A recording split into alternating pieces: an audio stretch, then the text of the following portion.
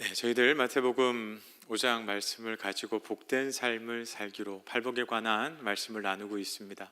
오늘은 그 네 번째 시간으로 의에 줄이고 목마른 자는 복이 있나니 그들이 배부를 것이며, 이 말씀을 가지고 함께 은혜를 나누려고 합니다. 요즘 음식에 대한 관심이 많아졌죠. 그래서 TV에도 보면 먹방 프로그램도 있고요, 또 요리 경연 대회도 있고요, 음식에 관한 많은 프로그램들이 있는 것 같습니다. 또 많은 사람들이 관심을 가져 하고요. 저에게 어떤 분이 이런 질문을 하시더라고요. 목사님, 죽기 전에 꼭 한번 먹어보고 싶은 음식이 있다면 그게 뭡니까? 이렇게 묻더라고요. 근데 제가 뭐라고 대답해야 될지 잘 모르겠더라고요. 늘 먹고 싶은 건 많은데 그 중에 하나를 딱 꼽으라고 하니까 죽기 전에 뭘 먹어야 할까 쉽지 않더라고요. 여러분은 만일 죽기 전에 딱 하나 먹을 수 있다면 어떤 음식을 선택하시겠습니까? 제가 그 질문을 받고 나서 죽기 전이 아니라 요즘에 그래도 꼭 한번 가보고 싶은 집은 있다, 식당은 있다, 그런 생각을 했어요. 그 제주도에 연돈이라고 하는 돈가스 집, 그 백종원의 골목 식당에서 나와서 유명했던 집인데, 이제 제주도로 옮기면서 또 가게도 커지고 좌석도 많아지고 직원도 이렇게 좀 늘리면서 이제는 많은 사람들이 먹을 수 있다고는 하는데, 그게 한번 먹어보고 싶더라고요. 제주도 가서 갈 수 있는 기회는 있었는데 엄두가 나지 않더라고요. 뭐 이렇게 뉴스나 이런 데 보면 보셨는지 모르겠지만 전날부터 와서 텐트 치고 기다려요. 막 새벽 4시에 와서 기다리고 아침에 9시에 가서 기다렸는데 못 먹었다는 사람도 있다고 하더라고요. 아까 일부 예배 드렸는데 저희 집사님이 그러더라고요. 이제는 시스템이 바뀌었습니다. 전날 이렇게 딱 시간이 되면 그때 인터넷으로 예약을 한대요. 한 10분 정도 다 마감이 되는데 그렇게 예약을 해서 가기 때문에 이제는 조금 편하게 먹을 수 있습니다. 그런데 제가 그 웨이팅 할 자신이 없어요. 그래서 제가 그런 생각을 해봤습니다. 나는 진짜 그 돈가스를 먹고 싶은 건가? 만일 저 안에 정말 강렬한 열망이 있었다면, 나 이거 진짜 죽기 전에 꼭 먹어봐야겠다면 가서 기다렸겠죠. 밤을 새서라도 기다려서 먹었을 텐데, 야, 나한테 열정이 부족하구나, 나한테 그 갈망이 그렇게까지 크진 않은가 보다, 그런 생각을 했습니다. 그런데 오늘 성경 말씀에 의에 줄이고 목마른 자는, 여기에서 줄이다, 이건 배고프다라는 뜻이잖아요. 이 줄이다의 헬라어 원어가 페이나오라고 하는 단어를 사용하는데, 이건 그냥 배고프다 할 때 쓰는 표현이 아닙니다. 굶주림으로, 너무 굶주려서 정말 굶어 죽기 직전 아사 상태의 상태를 의미합니다. 배가 고파 죽을 것 같은 상태, 그걸 페이나오라는 단어를 사용하고요. 그리고 여기에서 목마르다라고 하는, 이 목마르다라고 하는 동사는요, 다프사오라고 하는 단어를, 디프사오라고 하는 단어를 사용하는데, 이것 역시도 마찬가지입니다. 사슴이 시냇물을 찾기에 갈급함 같이 여기에서도 사슴이 오랫동안 물을 먹지 못해서 뜨거운 태양볕 아래에 이제 죽을 수밖에 없는, 숨이 넘어갈 수밖에 없는 그 목마름으로 시냇물을 찾듯이, 여기에서 디프사오라고 하는 단어는 그처럼 죽을 것 같은 목마름의 상태에 있는 그러한 상태를 의미한다는 거예요. 먹으면 좋고 안 먹으면 어쩔 수 없고 아쉬운 정도, 그게 아니라는 겁니다. 오늘 이 네 번째 복에서 이야기하는 줄이고 목마르다, 너무 배가 고프고 너무 갈증이 나서 죽을 것 같은 상태요. 그런데 그 대상이 무엇이라고 이야기합니까? 의. 여기에서 의라고 하는 단어는요, 영어로 이야기하면 justice라고 하는 단어로 아마 번역할 수 있을 겁니다. 옳은 일, 정당한 일, 정의. 근데 여러분, 이 의라고 하는 것, 정의라고 하는 것, 상당히 쉽지 않은 개념입니다. 마이클 샌들 교수가, 하버드 대학 그 교수였던 마이클 샌들 교수가 정의란 무엇인가 라는 책을 썼는데, 거기에서도 정의가 무엇인지 우리에게 설명하려고 애쓰지만 결국 그거예요. 황금률이라는 겁니다. 모든 사람에게 최대한 이 의로운 쪽으로, 이로운 쪽으로 결정하는 것, 그것이 정의라는 거예요. 그 이야기는 뭐냐면 어떤 일에 대한 정의를 내리는 것이 쉽지 않다는 겁니다. 그래서 정의를, 의를 우리가 찾아가기 위해서는 정말 많은 노력을 해야 돼요. 하지만 그래도 잡을 수 없는 것이 그 정의, 의라는 사실을 우리는 알아야 합니다. 근데 여기에서 의라는 것은요, 세상에서 이야기하는 저스티스, 정의와는 조금 차이가 있습니다. 여기에서 의는요, 하나님을 의미합니다. 의에 줄이고 목마르다, 이것은 우리가 하나님에 대하여 줄이고 목마른 자가 되라고 하는 의미입니다.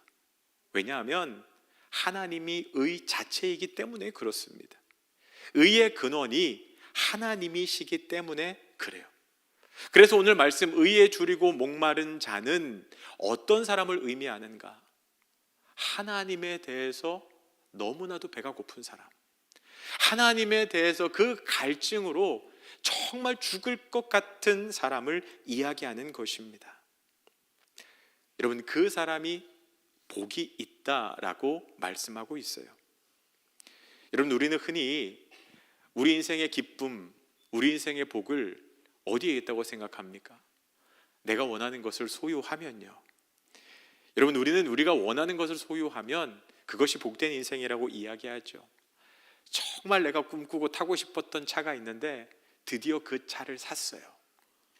내가 정말 원하던 집을 드디어 구입을 해서 이사를 가게 되면, 혹은 내가 원하는 가방, 내가 원하는 옷을 얻게 되면요, 내가 원하는 학교에 들어가고 내가 원하는 직장에 취업하게 되고 내 자녀가 내가 기도하고 원하는 대로 일들이 술술 풀리면, 내가 원하는 지위의 위치에 올라가면 우리는 그것이 진정한 만족이라고 생각하죠. 그것이 복이라고 생각합니다. 물론 그것들이 우리에게 어느 정도의 기쁨, 만족은 줄 수가 있습니다. 그러나 기억해야 할 것은 뭡니까? 유효기간이 있다는 겁니다. 유통기한이 있어요. 우리가 생각하는 것보다 그렇게 그 기쁨이 오래 가지 않는다는 겁니다. 그래서 영국 속담에 이런 말이 있죠. 하루가 즐거우려면 이발을 하고, 일주일이 즐거우려면 여행을 하고, 한 달이 즐거우려면 차를 사고, 1년이 즐거우려면 새 집을 사라. 물론 그만큼의 기쁨을 준다는 의미이기도 하지만 다른 의미로 이야기하면 그것들이 우리에게 줄 수 있는 기쁨은 일시적이라는 겁니다. 영원한 만족, 영원한 기쁨을 우리에게 주지 못한다는 거예요. 성경에도 보면 자신의 만족, 자신의 기쁨을 찾기 위해서 몸부림쳤지만 결국 목말라하고 배고파했던 사람들, 그 사람들의 이야기가 많이 등장합니다. 요한복음 3장에 니고데모라고 하는 사람요, 그는 유대인이자 바리새인이자 높은 유대 관원이었다라고 그렇게 성경에서는 이야기하고 있습니다. 그런데 그가 한밤중에 예수님을 찾아와요. 왜요? 사람들의 이목을 피해서요. 그가 원했던 것은 진정한 만족, 진정한 진리였어요. 바리새인으로 열심히 종교 생활을 했지만, 엄격하게 거룩하게 그 말씀을 지키면서 살아왔지만 자기 안에 참된 만족과 기쁨이 없었기 때문에 예수님을 찾아왔던 것이죠. 여러분, 사마리아 여인요, 그 여인은 정말 행복한 가정을 꾸리면, 좋은 남자를 만나면 자기 인생의 만족이, 기쁨이 있을 거라고 생각했습니다. 하지만 자신의 기대와 달리 계속해서 결혼 생활에 실패하죠. 남자에게 버림받고 쫓겨났고 5번의 결혼이 다 실패로 돌아갑니다. 지금 살고 있는 남자, 그 남자도 내 남편이 아닙니다. 그 남편에게 정말 행복을 찾았지만, 만족을 찾았지만 결국 목마름을 가지고 살아갈 수밖에 없는 인생이요. 여러분, 삭개오는 세리였습니다. 그는 키가 작아서 사람들에게 아마 멸시와 천대를 받았었던 것 같아요. 돈이 있으면, 돈만 많아지면 누구도 나를 함부로 여기지 못하겠지. 그래서 세리가 됩니다. 돈이 많아졌지만, 부자가 되었지만 그 인생에는 여전히 채워지지 않는 목마름의 문제가 있었습니다. 그래서 예수님이 오셨다는 이야기를 듣고 예수님을 보기 위해서 돌무화과 나무 위로 올라가지요. 그 인생에 채워지지 않는 그 목마름의 문제, 그 갈증의 문제를 해결하기 위해서 예수님 앞에 나아오더라는 겁니다. 여러분, 우리도 마찬가지 아닙니까? 겉으로 보기에는 괜찮아 보이는데 어느 날 어느 순간 문득 생각해 보면 내 안에 채워지지 않는 갈증, 불안이 몰려오고 내가 염려하게 되고 그 속에서 채워지지 않는 그 무언가로 인하여서 마음이 공허해지고 그 힘들어하는 그 시간들요. 많은 사람들이 왜 우울감에 불안 증세에 시달립니까? 왜 공황장애가 현대인이 겪는 심각한 질병 중에 하나가 되었습니까? 내 안에 여전히 채워지지 않는 무언가, 그것 때문에 계속 불안하고 염려하고 그래서 흔들릴 수밖에 없는 그것이 바로 우리의 모습이 아니겠습니까? 여러분, 세상은 그것을 채우는 여러 가지 방법들에 대해서 이야기를 합니다. 그러나 기억해야 할 것은요, 그것들이 우리 인생에 참 만족과 참 기쁨, 참 평안을 주지 못한다는 거예요. 저도 이 부분에 대해서 많이 고민을 해봤는데 아무리 좋은 강의를 듣고 그리고 사람들의 조언을 들어도 내 마음 가운데 평안이, 만족이, 기쁨이 채워지지 않는 거예요. 근데 여러분, 성경 말씀을 통해서 그래, 이거구나. 여러분, 시편 34편 9절부터 10절까지 말씀을 보면 우리에게 이렇게 말씀하십니다. 너희 성도들아 여호와를 경외하라. 그를 경외하는 자에게는 부족함이 없도다. 젊은 사자는 궁핍하여 줄일지라도 여호와를 찾는 자는 모든 좋은 것에 부족함이 없으리로다. 여러분, 시편 34편은 다윗이 사울 왕에게 쫓기다가 결국 그가 목숨을 부지하기 위해서 블레셋 왕 아비멜렉에게 찾아가서 자신의 목숨을 구걸하기 위해서 침을 흘리며 미친 척해야 했던 그 시기에 지은 시입니다. 상황은 비참하죠. 너무너무 부끄럽고 너무나도 힘든 상황입니다. 그런데 다윗이 뭐라고 이야기합니까? 저는 부족함이 없습니다. 왜냐하면 하나님께서 나에게 지금 이 순간에도 모든 것으로 채우시기 때문입니다.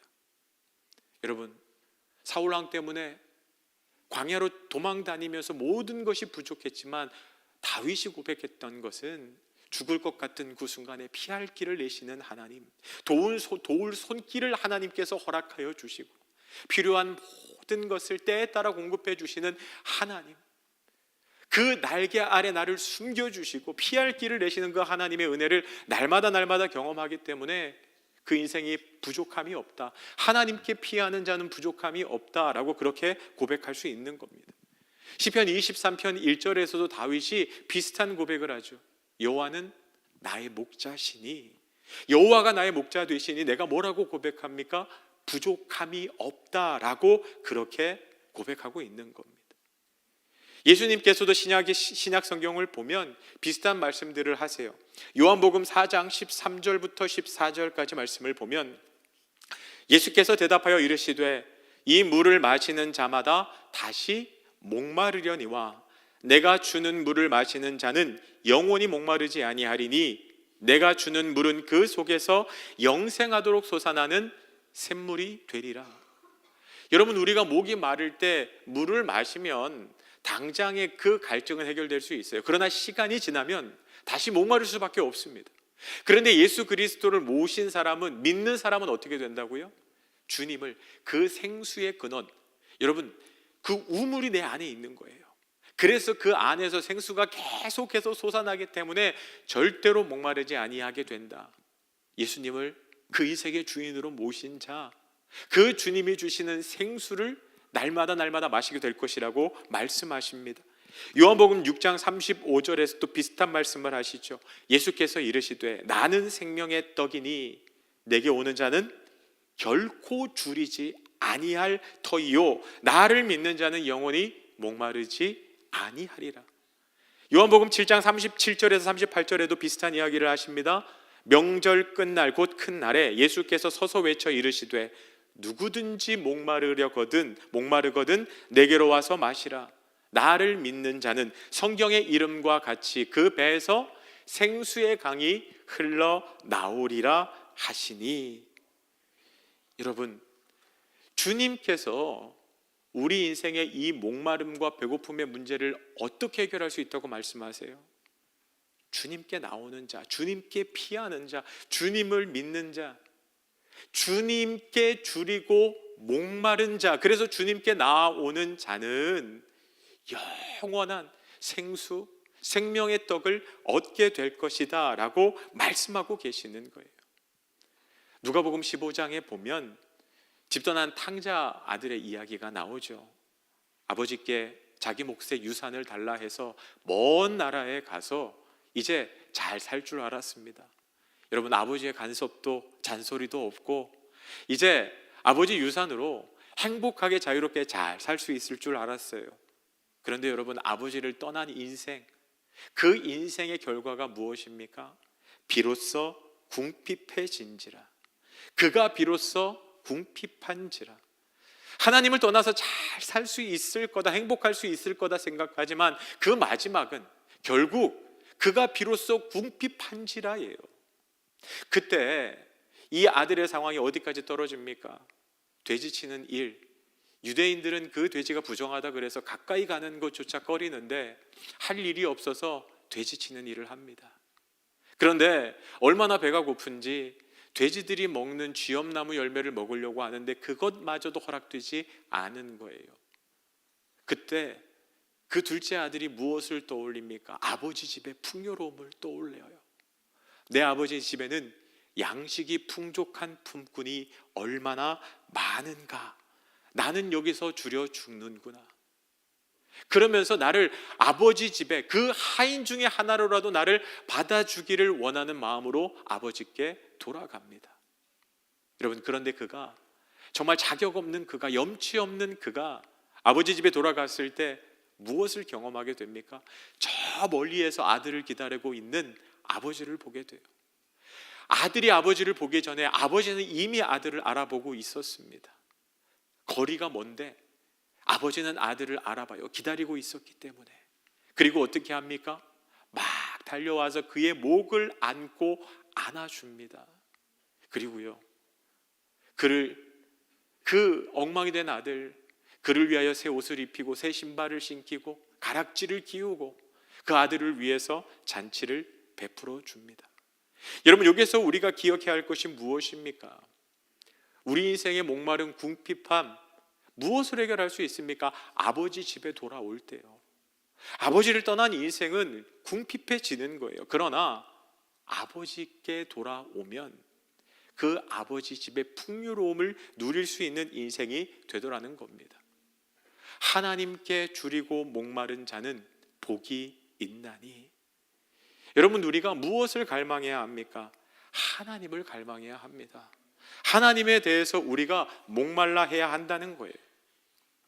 미국에서 선한청지기 교회 담임하시는 송병주 목사님이 이런 간증을 하시더라고요. 이분이 미국에서 목회하시는데 한국에 들어올 일이 있잖아요. 울산에 있는 어느 교회에서 집회를 인도하다가 새벽 예배에 참석했는데 바로 뒤에서 할머니 한 분이 정말 간절하게 부르짖으며 기도하더라는 거예요. 눈물 흘리면서 기도하는데 그 기도 소리를 하나님이 듣게 하시더랍니다. 이분이 어떻게 기도하시는가? 하나님, 저는 평생 시장에서 박복하게 죽어라 싸우며 살아가는 정말 불쌍한 인생입니다. 하나님, 내 인생 안에 선한 거라고는 하나도 없습니다. 하나님, 내 속에 아무리 살펴봐도 정말 하나님 앞에 자랑할 것이 아무것도 없습니다. 그러나 이런 보잘것없는 나도 하나님의 당신의 자녀로 삼아주시니 얼마나 감사한지 모릅니다. 하나님, 제가 바라는 게 딱 하나 있습니다. 주님, 저는 다른 거 원하지 않습니다. 그냥 주님 만나게 해주십시오. 늘 주님과 동행하게 해주십시오. 주님, 제가 붙들 건 주님밖에 없습니다. 주님밖에 없습니다. 근데 이 할머니의 간증을 기도를 듣는데 오늘 의에 줄이고 목마른 자가 이런 분이구나. 하나님, 내 안에 어떤 것도 내세울 게 없습니다. 선한 게 하나도 없습니다. 세상적인 기준에서 의로운 사람, 정의로운 사람이라고 이야기하면 나는 시장 통해서 어떻게든 먹고 살기 위해서 소리 지르고 박복하게 싸우고 그 잔돈 거스름돈 얼마 때문에 그 혈압 올리면서 비참하게 살았던 그런 인생입니다. 그러나 저는 주님이 필요합니다. 주님밖에 없습니다. 주님 저 만나 주십시오. 주님 주시는 기쁨이, 주님 주시는 평안이, 주님 주시는 만족이 있기를 원합니다. 여러분, 그 인생이 의에 줄이고 목마른 자예요. 여러분, 하나님께서 그런 사람에게, 그렇게 간절하게 부르짖는 인생에게 하나님의 복을 부어주시지 않겠습니까? 여러분, 만일 우리가 생각하는 정의, 의로운 사람이라고 생각하면 어쩌면 가장 잘 맞는 사람들은 바리새인이에요. 그 사람들은 어려서부터 말씀을 알았고 그 율법을 철저히 지키기로 아주 유명한 사람들입니다. 그 사람들은 얼마나 말씀을 잘 지켰는지 다른 유대인들이 그들을 다 존경할 정도였어요. 그들은 율법을 더 잘 지키기 위해서 수많은 세부 조항들을 만들어서 그것 하나하나 목숨처럼 지키며 살았던 사람들입니다. 만일 의로운 사람이 복이 있다 하면 바리새인들이 복된 사람이죠. 예수님이 칭찬받아야 하는, 예수님께 칭찬받아야 하는 사람이죠. 그런데 예수님께서 바리새인들을 향해서 뭐라고 말씀하십니까? 화 있을진저 너희들 회칠한 무덤과 같아라고 이야기합니다. 겉은 번지르르 할지 모르지만 속은 썩어서 악취가 난다. 너희들 내 곁에 떠나가라라고 그렇게 예수님께서 그들에게 나무라시는 것을 보게 돼요. 여러분, 여기서 의로운 사람이라는 건요, 하나님 내 안에 선한 것이 아무것도 없습니다. 주님의 은혜가 필요합니다. 주님 저를 도와주십시오. 그 주님에 대해서 줄이고 목마른 인생, 그 인생에게 하나님께서 반드시 축복해 주시고 하나님께서 그 복 배부르게 하실 것이다, 그렇게 약속하고 계시는 겁니다. 여러분은 정말 매일매일 주님 앞에 간절한 마음으로 나아가고 계십니까? 오늘 필요한 은혜를 날마다 구하며 그렇게 살아가십니까? 혹시 어제 받은 은혜로 오늘을 살려고 하지는 않으십니까? 몇 달 전에, 아니 몇십 년 전에 주님을 만났던 그 은혜로 오늘을 살아가고 내일을 살아갈 수 있다고 착각하고 있지는 않으십니까? 여러분, 어제는 어제 필요한 은혜를 하나님이 부어주신 거예요. 오늘은 상황이 달라요. 여러분 삶에 어제와 다른 일들이 생겨날 거예요. 그러면 오늘 필요한 은혜를 구하셔야죠. 내 안에 그 가난한 마음, 갈급한 마음이 있어야죠. 하나님, 오늘 하루를 살아야 되는데 내 지혜와 능력으로는 살아갈 수 없습니다. 주님, 오늘 필요한 은혜를 주셔야 합니다. 여러분, 사업장을 운영하시는 가까운 권사님이 그 바쁜 와중에서도 늘 새벽에 기도를 나오시더라고요. 제가 궁금해서 한번 여쭤봤어요. 아니, 바로 출근하셔야 되고 그렇게 바쁘게 사시는데 어떻게 매일매일 새벽 기도를 나오시냐고. 이 사업장 제 지혜와 능력으로 안 됩니다. 저 이거 하나님께서 저한테 허락하신 선물인데 분에 넘치는 은혜를 받았는데 제 힘으로 이 사업장을 꾸릴 힘이 없습니다. 지혜가 없습니다. 그러니 기도해야죠. 하나님의 도우심을 구해야죠. 오늘 하루 만나야 될 사람들, 오늘 처리해야 될 일들, 내가 사인해야 하는 결제 상황, 하나님이 지혜 주시지 않으면, 하나님이 도와주시지 않으면 제가 감당할 수 없습니다. 그래서 저 새벽마다 하나님 앞에 정말 은혜를 구합니다.